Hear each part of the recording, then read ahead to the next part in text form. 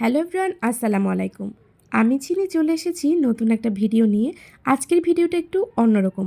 আশা করি সবাই অনেক বেশি ভালো আছেন। আমিও আলহামদুলিল্লাহ ভালো আছি। বরাবরের মতো আমি কোনো কবিতা বা গল্প নিয়ে চলে আসিনি। আজকে আমি একটা প্যাকেট আনবক্সিং করব এবং আপনাদের সাথে শেয়ার করব। আর শেয়ার করার কারণগুলো আমি বলবো। আসলে এই জিনিসটা আমার কাছে অনেক বেশি পছন্দের। তো আমি চিন্তা করলাম যারা আমার ভিডিওগুলো রেগুলার দেখেন তারা আমার একটা পরিবারের মতো, তাদের সাথে একটু আমার খুশিটা শেয়ার করে নিই। আর এই জিনিসটার সাথে না ২টা ছোট, ছোট মানে মজার ঘটনা জড়িয়ে আছে। সেজন্য আসলে এটা একটু আলাদাই বলা যায়। আর প্রথমেই বলে নেই যে এই পেজের ওনার অনেক বেশি ভালো। আমি ভালো বলছি কেন সে কারণটা আমি একটু পরে বলছি। এবং এই যে দেখছেন প্যাকেজিংটা দেখে তো আমি আসলেই অনেক বেশি মুগ্ধ। এত সুন্দর একটা জিনিসের প্যাকেজিং তো আসলে এরকম হওয়াই উচিত। এত দূর থেকে যেহেতু আসবে, তো এটাকে যদি সেভাবে প্যাকেজিং না করে তাহলে কিন্তু এটার কোনো একটা সমস্যা হতে পারে। তো অনেক সময় দেখা যায় যে অনলাইনে আমরা কেনাকাটা করলে তারা প্যাকেজিংটা ভালো দেয় না, যে কারণে আমাদের জিনিসগুলো নষ্ট হয়ে যায়। এটার আমি বলব এটার ক্ষেত্রে এরকম কোনো চান্সই নেই। তো আপনারা কিন্তু ধাপে, ধাপে দেখতেই পাচ্ছেন যে কীভাবে এটাকে প্যাকেজ মানে করেছে। খুবই সুন্দরভাবে, মানে কয়টা ধাপে প্যাকেট করলো। তো যাই হোক, আমি ঘটনা ২টায় আসি। তো যাই হোক, আমি ১ বছর আগে আমার টাইমলাইনে এটা দেখে পছন্দ করে দাম জিজ্ঞেস করেছিলাম। তো দাম জিজ্ঞেস করার পরে তো দামটা বলেছে, কোনো কারণে আমার হয়তো নেওয়া হয়নি। তো এরপরে ১ বছর পরে, ১ বছরই একদম পরে আমার টাইমলাইনে আবার আসা শুরু করে। তো যাই হোক, আমি আবার চোখে পড়ার মাত্রই আমি দাম জিজ্ঞেস করলাম। তো উপরে দেখলাম যে আহা! আমি তো আগে দাম জিজ্ঞেস করেছিলাম। তো যাই হোক, সে আবার বরাবরের মতো রিপ্লাই দিল। তো দামটার ভিতরে অনেকগুলো টাকার ব্যবধান ছিল। তো আমি জিজ্ঞেস করলাম, আগে তো দাম এটা বলেছিলেন। তো পেজ থেকে মানে উত্তর আসলো যে সামনের বছর দাম আরও ৳৫০০ বেড়ে যাবে। তো আমি আর আসলে কথাটা শুনে একটু হাসি পাইল যে আহারে আমি কি বোকা রে! ১ বছর পর কি দাম ঠিক থাকে?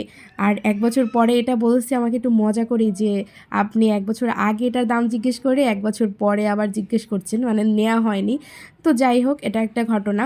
তো আর সেকেন্ড যে ঘটনাটা ঘটছে সেটা হচ্ছে, আমি এটা একদিন রাতে অর্ডার করি ডেলিভারি চার্জ কনফার্ম করে। তারপরে সকালবেলা আমি হচ্ছে এক জায়গায় বিকাশ করব ৳১০,০০০ অন্য একজনকে।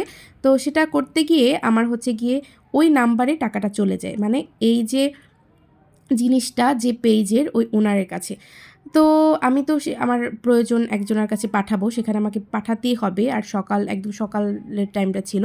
তো আমি মানে বাধ্য হয়েই তাকে ফোন করি। ফোন করার পরে সে সাথে, সাথে ফোনটা ধরে এবং চেক করে আমাকে ২ মিনিটের ভিতরে টাকাটা ব্যাক করে।